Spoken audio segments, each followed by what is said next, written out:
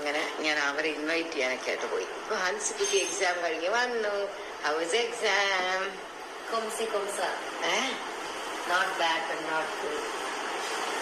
Yeah, one more exam. Yeah. Exam actually personally I was happy. Because I had to travel for shoot and I പഠിക്കാൻ പറ്റാത്ത exam ആയിരുന്നു.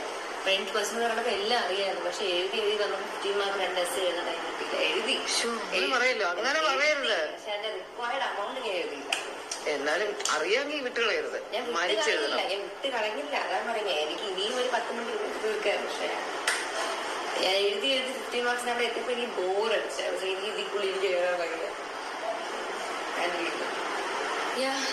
അതുകൊണ്ട് ഇതിന്റെ ഇടയിൽ ഞാൻ കുറെ പഠിച്ചില്ലേ, ട്രാവലിന്റെ ഇടയിൽ എയർപോർട്ടിൽ ഇരുന്നിട്ടൊക്കെ അതൊക്കെ യൂസ്ഫുൾ ആയി.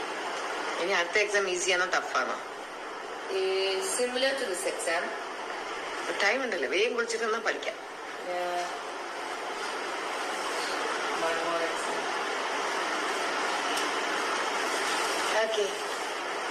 Okay.